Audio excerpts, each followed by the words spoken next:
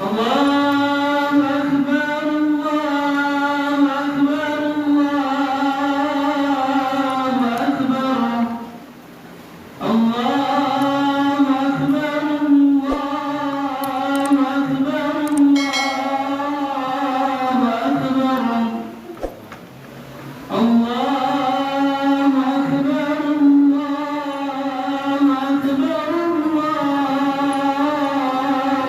Akbar, Allahu Akbar kabira walhamdulillahi katsira wa subhanallahi bukratan wa asila. La ilaha illallah wahdahu sadaqa wa'dahu wa nasara 'abdahu wa 'ajja jundahu wa hazama al-ahzaba wahdahu. La ilaha illallah wa la na'budu illa iyyahu mukhlisina lahu-d-din walau karihal kafirun. Alhamdulillahilladzi harrama as-siyama ayyamul a'yad riyafatan li'ibadihi as-salihin. Ashhadu an la ilaha illallah wahdahu la sharika lahu alladzi ja'ala jannata lil-muttaqin. Wa ashhadu anna sayyidana wa maulana Muhammadan 'abduhu wa rasuluhu ad-da'i ila siratin mustaqim. Allahumma shalli wa sallim wa barik ala sayyidina Muhammadin wa ala alihi wa ashabihi wa man tabi'ahum bi ihsanin ila yaumiddin. Amma ba'du, fa ya ayyuhal muslimun wal mu'minun, usikum wa nafsi bi taqwallahi faqad fazal muttaqun. Wattaqullaha haqqa tuqatih wa la tamutunna illa wa antum muslimun. Qala Allah ta'ala fi kitabil karim, a'udzu billahi minasy syaithanir rajim. Bismillahirrahmanirrahim. Wattaqadallahu Ibrahima khalila. Wa qala ta'ala aidan, lan tanalul birra hatta tunfiqu mimma tuhibbun. Wa qala ta'ala aidan, inna a'tainaka al-kawthar fasalli li rabbika wanhar inna shani'aka huwal abtar. Allahu Akbar, Allahu Akbar, Allahu Akbar. La ilaha illallah wallahu akbar. Allahu Akbar walillahil hamd. Saudara hadirin, kaum muslimin dan muslimat, jamaah salat Idul Adha yang dirahmati oleh Allah Subhanahu wa taala. Alhamdulillahirabbil alamin. Segala puji bagi Allah yang telah menjadikan hari ini hari raya Idul Adha yang penuh dengan kebahagiaan, yang penuh dengan keberkahan. Sejak tadi malam selepas salat maghrib, gema takbir, tahlil dan tahmid berkumandang di hamparan jagat raya, menandai bahwasanya hari ini adalah hari yang sangat berbahagia bagi umat Islam di seluruh dunia. Lantunan takbir, tahmid dan tahlil sepanjang malam agung terus mendayu-dayu bersahut-sahutan timbul tenggelam, membuat kita umat Islam serasa dipanggil oleh Allah untuk kembali pulang kepada Allah Subhanahu wa taala. Karena sekian lama barangkali kita lupa dengan Allah, menjauh dengan Allah, tapi dengan lantunan takbir, tahmid dan tahlil Allah memerintahkan kita untuk kembali pulang menghadap Allah Subhanahu wa taala. Pada pagi hari ini kita duduk bersimpuh malu di hadapan Allah Subhanahu wa taala atas segala dosa-dosa yang telah kita lakukan selama ini. Tapi karena pintu ampunan Allah begitu luas, kita merasa yakin dan optimis bahwasanya Allah akan mengampuni seluruh dosa-dosa kita. Amin ya Allah ya Rabbal Alamin. Salawat teriring salam senantiasa kita haturkan, kita persembahkan keharibaan junjungan Nabi besar kita Muhammad sallallahu alaihi wasallam. Allahumma salli ala sayyidina Muhammad wa ala ali sayyidina Muhammad.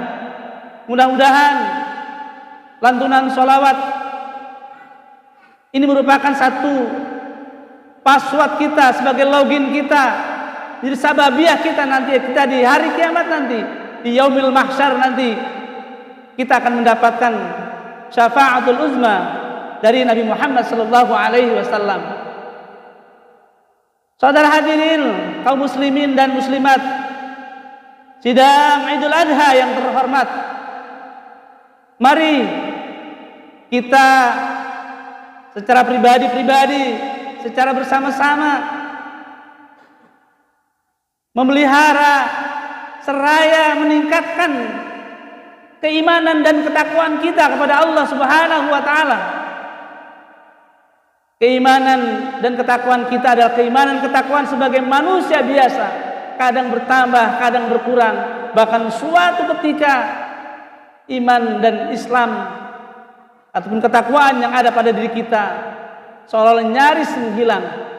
Nah, pada kesempatan pagi hari yang sangat sejuk, tenang dan damai ini, berada di rumah Allah Subhanahu wa taala, kita kembali meningkatkan kualitas keimanan dan ketakwaan kita pada Allah Subhanahu wa taala, yaitu dengan melaksanakan segala apa yang menjadi perintah-perintah Allah dan meninggalkan sejauh-jauhnya apa yang menjadi larangan-larangan Allah. Sebaik-baik perbekalan untuk menghadap Allah adalah bekal takwa. Wa tazawwadu fa inna khairaz zadi taqwa. Saudara hadirin kaum muslimin dan muslimat, jamaah salat Idul Adha yang dirahmati Allah Subhanahu wa taala. Pada kesempatan khutbah Idul Adha yang sangat singkat ini, izinkan khatib ingin menyampaikan sekelumit tema kecil, yaitu keteladanan Nabi Ibrahim alaihissalam. Keteladanan Nabi Ibrahim alaihissalam. Allahu Akbar, Allahu Akbar, Allahu Akbar, la ilaha illallah wallahu akbar, Allahu Akbar walillahil hamd.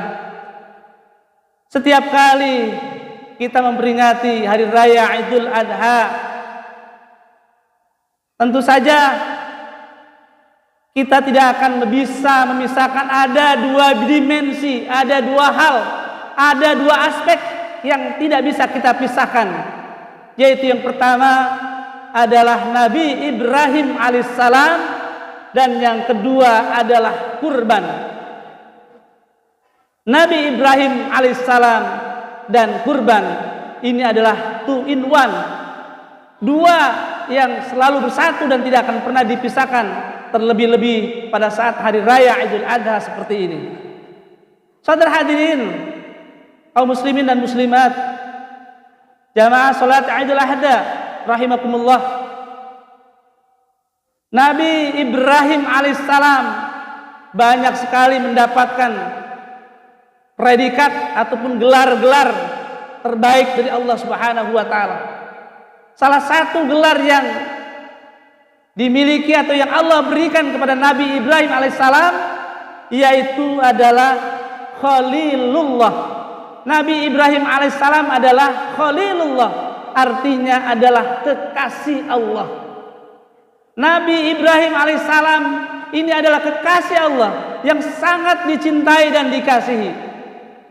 Tentu saja untuk mencapai gelar Khalilullah bagi seorang Nabi Ibrahim alaihissalam ini harus ditempuh dengan harga yang sangat mahal, dengan pengorbanan yang luar biasa. Di dalam Al-Quran, di dalam surat An-Nisa, surat keempat ayat 125, Allah berfirman, "Wa man ahsanu dinan mimman aslama wajhahu lillah wa huwa muhsinun wattaba'a millata Ibrahim hanifa wattakhadallahu Ibrahim khalila." Siapa yang paling baik keislamannya, kemudian dia juga sambari atau sambil menyerahkan dirinya, wajhahu, yaitu kepada Allah Subhanahu wa taala lillah. Kemudian wa huwa muhsinun, dia juga adalah seorang yang berbuat kebaikan. Wattaba'a millata Ibrahim hanifa, kemudian juga mengikuti millah Ibrahim yang hanif, yang lurus. Kemudian wattakhadallahu Ibrahim khalila, kemudian Allah menjadikan Nabi Ibrahim sebagai satu gelar namanya Khalilullah, kekasih Allah Subhanahu wa taala. Karena Nabi Ibrahim di dalam Al-Quran dikatakan sudah melewati tahapan-tahapan yang luar biasa, ujian-ujian yang sangat berat, yang tentu saja apabila dilakukan, ditimpakan kepada kita, kita tidak akan mampu untuk memikulnya. Tapi setidaknya pada hari ini kita akan mengambil hikmah, keteladanan dari Nabi Ibrahim alaihissalam. Saudara hadirin, kaum muslimin dan muslimat, jamaah salat Idul Adha yang dirahmati Allah Subhanahu wa taala. Ada beberapa alasan mengapa Nabi Ibrahim alaihissalam dijadikan atau mendapatkan gelar Khalilullah, kekasih Allah. Yang pertama, Nabi Ibrahim alaihissalam adalah seorang manusia yang sangat dermawan. Nabi Ibrahim alaihissalam adalah orang yang sangat pemurah. Satu riwayat menyebutkan suatu waktu, bahkan ini dilakukan setiap tahun,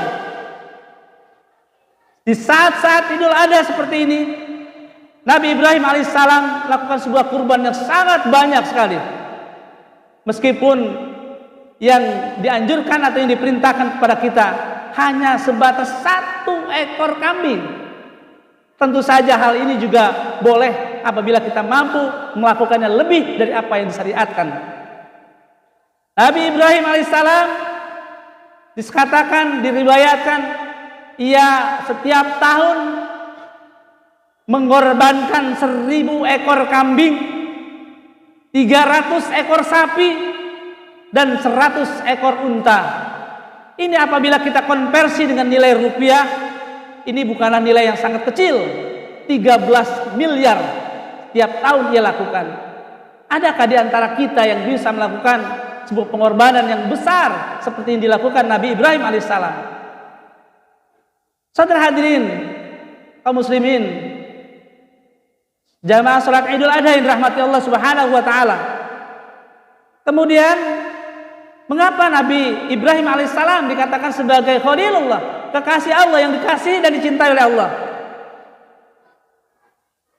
Nabi Ibrahim alaihissalam ini dikatakan sebagai orang yang sangat menghormati tamunya, menghormati tamu.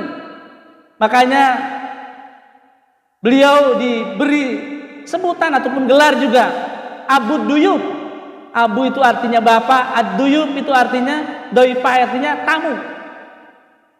Makanya satu hadis Rasulullah SAW bersabda, "Man kana yu'minu billahi wal yaumil akhir falyukrim doifah." Siapa orang yang beriman kepada Allah dan beriman kepada hari akhir, maka hormatilah tamunya, berhormatilah tamumu, seperti Nabi Ibrahim alaihissalam menghormati tamunya. Dikisahkan bahwasanya Nabi Ibrahim alaihissalam tidak pernah ia makan seorang diri. Ia tidak pernah makan kecuali dia harus ditemani oleh seorang tamu. Ia rela harus jalan berkilo-kilometer, bermil-mil jauhnya, agar pada saat ia makan ia ditemani oleh seorang tamunya. Suatu ketika ada seorang tamu yang tidak lain, ini adalah tamu bukan tamu biasa, tetapi adalah seorang malaikat. Ini dikisahkan dalam surat Az-Zariyat ayat 24 ayat 28. Ini dikisahkan di dalam Al-Qur'an. Kemudian ketika tamu-tamu itu datang, yang dimaksudkan adalah malaikat datang ke rumah Nabi Ibrahim alaihissalam, kemudian segera Nabi Ibrahim pamit ke belakang meminta kepada istrinya, yaitu pada saat itu ada Sarah, supaya menyiapkan daging bakar untuk tamunya. Ketika daging itu sudah siap disajikan untuk dimakan, Nabi Ibrahim mempersilahkan. Tetapi Nabi Ibrahim alaihissalam ketika itu merasa ketakutan karena tamunya yang biasanya ketika dipersilakan untuk makan tetapi ia tidak memakannya. Lalu Allah berfirman di dalam Al-Qur'an, qalu la takhaf, jangan khawatir, jangan takut, wa basyaruhu bi ghullamin alim. Bahwasanya malaikat itu kemudian datang untuk memberikan kabar gembira bahwasanya Nabi Ibrahim alaihissalam dikaruniai anak itu bernama Ishak. Kita tahu bahwasanya sebelum Nabi Ishak dilahirkan, kita terlebih dahulu Nabi, yaitu Nabi Ismail. Ketika umur 80 tahun, pada saat Ibrahim sudah dalam kondisi yang uzur, ia belum dikaruniai anak. Ia bermohon, bermunajat kepada Allah, sampai pada akhirnya sekitar umur 90 tahun. Satu riwayat menyebutkan barulah lahir Ismail alaihissalam dari seorang istri, yaitu Siti Hajar, yang tidak lain adalah Siti Hajar adalah asisten rumah tangganya, yaitu Nabi Ibrahim alaihissalam. Kemudian selisih 10 tahun, dan hal ini adalah berselisih pendapat, tetapi pada umumnya mengatakan sekitar 10 tahun barulah Nabi Ibrahim alaihissalam dari istri Siti Sarah ia dikaruniai anak, yaitu Nabi Ishak alaihissalam. Inilah Nabi Ibrahim diberi gelar ulul ajmi atau ulul anbiya, bapaknya para nabi. Saudara hadirin kaum muslimin sida'adul ahdain rahmati Allah subhanahu wa ta'ala. Kemudian mengapa Nabi Ibrahim dikatakan sebagai Khalilullah, kekasih Allah? Yang ketiga, Nabi Ibrahim alaihissalam itu adalah orang yang sangat tawakal dan berserah diri kepada Allah subhanahu wa ta'ala. Ia tidak pernah membantah apa yang diperintahkan oleh Allah subhanahu wa ta'ala. Bahkan diriwayatkan ketika Nabi Ibrahim alaihissalam dalam usia yang masih sangat belia, para ahli sejarah mengatakan sekitar umur 16 tahun, 17 tahun, pada saat di bawah kerajaan Namruz, raja yang zalim, yaitu yang berada di kerajaan Babilonia, yang berada di antara sungai Tigris dan Efrat, atau dengan kata lain saat ini adalah negara Irak. Saat itu Nabi Ibrahim alaihissalam dilemparkan di atas kobaran api yang menyala-nyala. Kenapa Nabi Ibrahim alaihissalam harus dibakar hidup-hidup? Karena Nabi Ibrahim alaihissalam tidak mengakui yaitu Namruz sebagai Tuhan. Ia tetap berilah atau bertuhan kepada Allah subhanahu wa ta'ala. Satu riwayat mengatakan pada saat itu para malaikat datang, wahai Ibrahim, biar aku bantu saja engkau untuk bisa terbebas dari panggangan api, dari kobaran api. Kemudian Ibrahim alaihissalam dengan segala kerendahan hatinya, dia mengatakan menolak bantuan malaikat. Kemudian dia langsung meminta kepada Allah, hasbiyallah wa ni'mal wakil. Yang biasa kita juga baca hasbunallah wa ni'mal wakil. Cukup Allah saja yang akan memberikan penolong buat kami. Cukup dengan Allah, tidak meminta bantuan malaikat. Makanya di dalam Al-Quran dikatakan di surat Anbiya, surat yang ke-69, ayat yang ke-69 dikatakan, qulna ya naru kuni bardan wa salaman ala Ibrahim. Wahai api, dinginlah, padamlah. Makanya Nabi Ibrahim alaihissalam ketika api sudah habis semuanya terbakar, bahkan ketika dalam kobaran api, ia tetap saja berjalan dan terlihat oleh banyak orang. Ini adalah akibat karena ketawakalan dirinya kepada Allah subhanahu wa ta'ala. Termasuk ada satu perintah yang sangat hebat, perintah yang sangat luar biasa, yang kemudian syariat ini kita jalankan, itu adalah peristiwa korban. Ini awalnya adalah sebuah ujian bagi Nabi Ibrahim alaihissalam. Anak boleh meminta, anak semata wayang, pemuas mata memandang, buah hati si birintulan satu-satunya.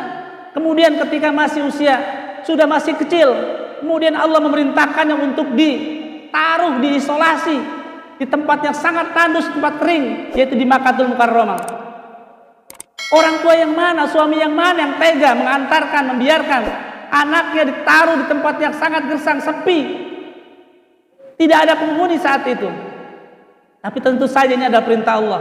Kalau kita memang ingin mendapatkan keridhaan Allah, kita harus ridho dengan apa yang ditentukan oleh Allah Subhanahu wa taala. Kemudian ketika istrinya meronta-ronta, Siti Hajar, "Ya Ibrahim, mengapa engkau begitu tega meninggalkan kami di tempat yang sangat tandus ini?"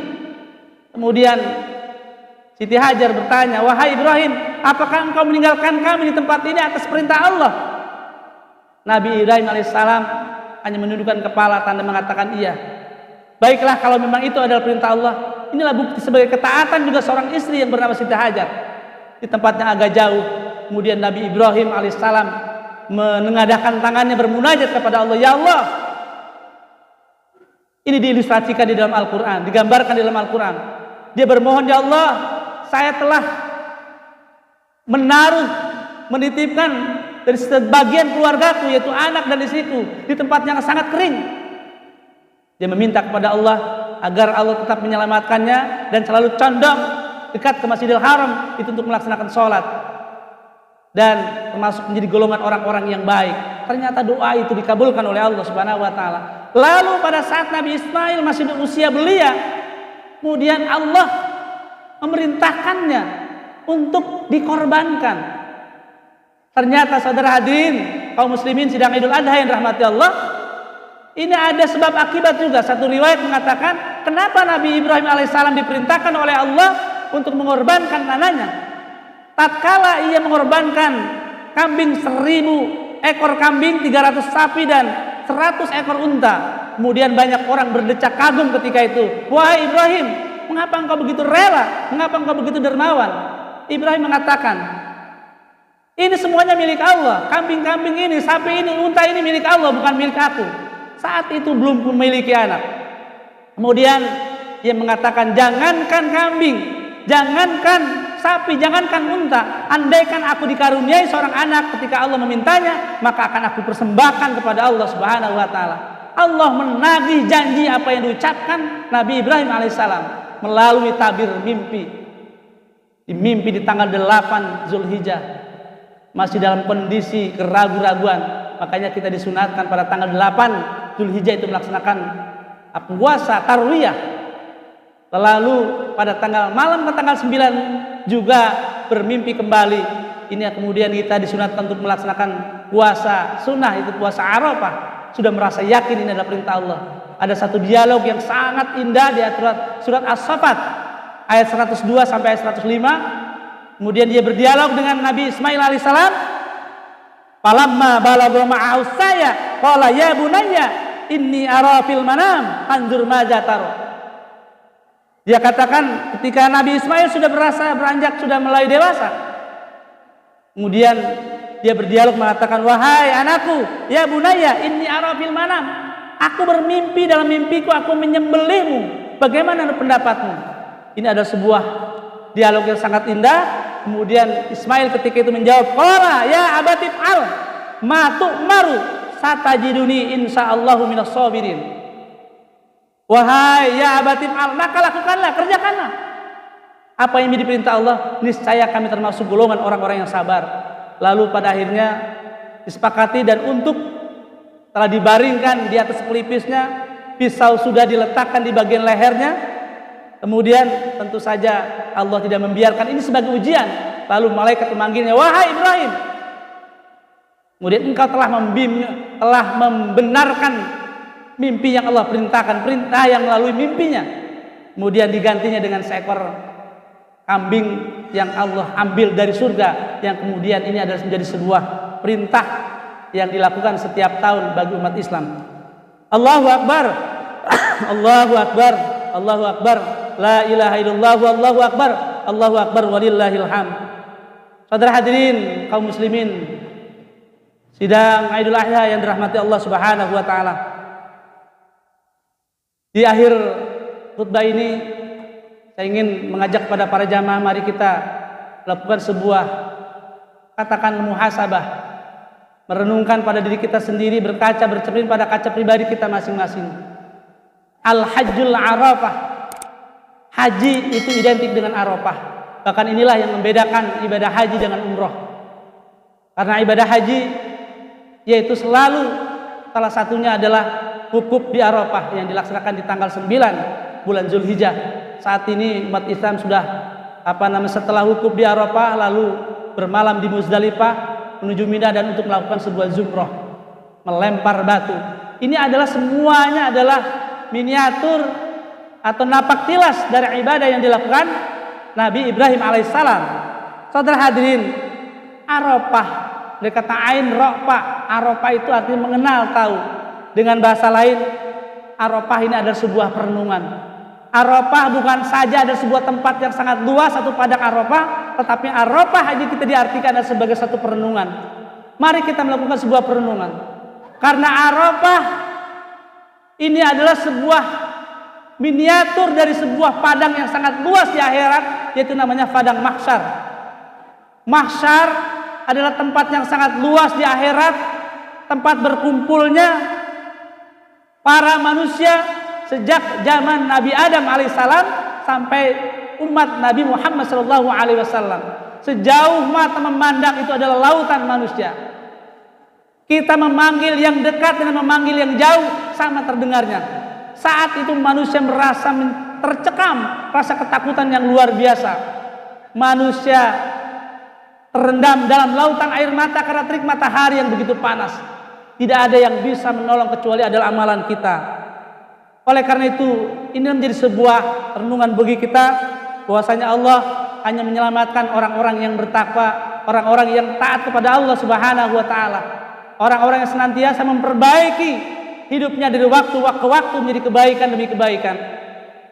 Para orang-orang muda yang selalu dekat dengan tempat ibadah dan orang-orang muda yang menahan dirinya dari hawa nafsu, dari melakukan sebuah kemaksiatan, dan juga manusia-manusia yang mendapat perlindungan Allah adalah orang-orang yang ketika di dunianya gemar melakukan sebuah sedekah ataupun berderma untuk infak di jalan Allah Subhanahu wa taala, seperti para sedekah yang dikerjakan yang dilakukan pada hari ini. Sebab pada saat itu nanti di hari Arafah, jillul mu'mini yaumal qiyamati sedekah. Pada saat itu tempat naungannya, tempat berteduhnya orang-orang mukmin pada hari mahsyar yaitu adalah sedekah. Manusia bernaung di bawah sedekahnya ketika dilakukan pada saat di dunia. Saudara hadirin, kaum muslimin, sidang salat Idul Adha yang dirahmati Allah, mudah-mudahan apa yang dapat khatib sampaikan pada kesempatan khutbah kali ini jadi sebuah kajian dan renungan. Mudah-mudahan kita termasuk golongan orang-orang yang bisa meneladani sifat-sifat dari Nabi Ibrahim alaihissalam. Kita bukanlah orang yang pelit, tetapi kita menjadi orang yang berderma. Karena bersedekah, berderma adalah tolok ukurnya adalah bukan seorang itu harus kaya. Kalau orang kaya bersedekah, kalau orang kaya memberi, memang sudah seharusnya orang kaya bersedekah dan memberi. Tetapi orang yang biasa-biasa saja, kemudian dia senang berderma, dia senang bersedekah, dia senang berinfak, itu ada sesuatu yang sangat luar biasa. Ini adalah meneladani dari sifat Nabi Ibrahim alaihissalam. Saudara hadirin, dan mudah-mudahan dengan sedekah yang kita kerjakan ini menjadi kita tempat bernaung nanti pada saat hari kiamat, dan mudah-mudahan kita tergolong orang-orang yang beruntung dan diwafatkan dalam keadaan husnul khotimah. Amin ya Allah ya rabbal alamin. Barakallahu li wa lakum bil Qur'anil azim wa nafa'ani wa iyyakum bima fihi minal ayati wa dzikril hakim wa taqabbala minni wa minkum tilawatahu innahu huwas samiul alim. Aqulu qawli hadza wa astaghfirullahal azim li wa lakum wa lisairil muslimina wal muslimat wal mu'minina wal mu'minat fastaghfiruhu innahu huwal ghafurur rahim.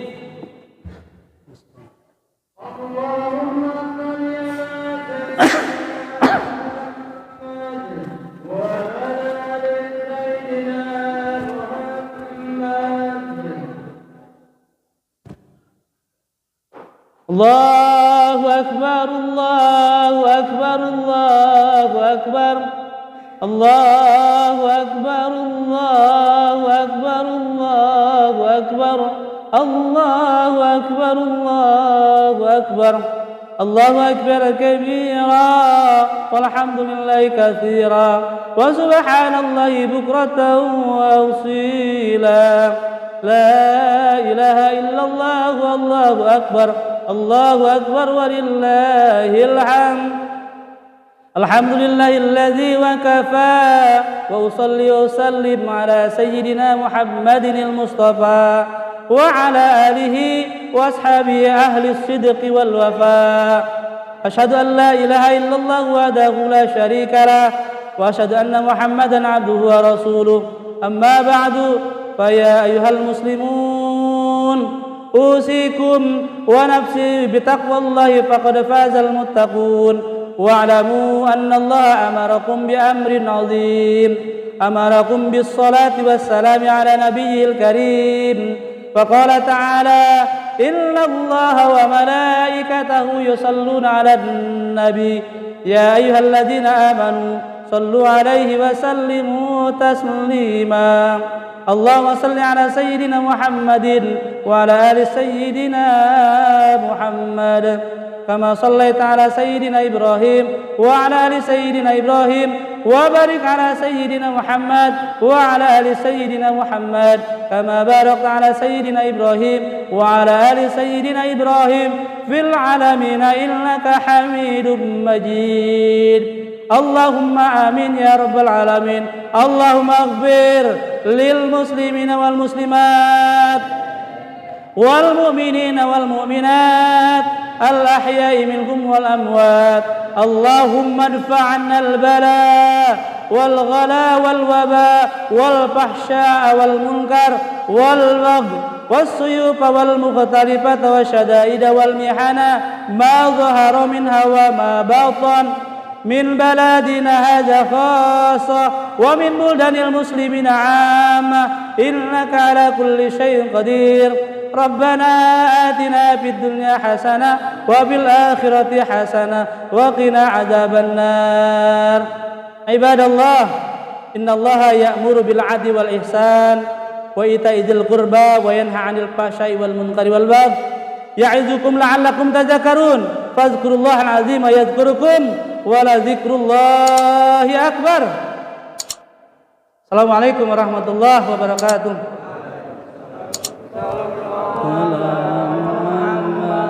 Sallallahu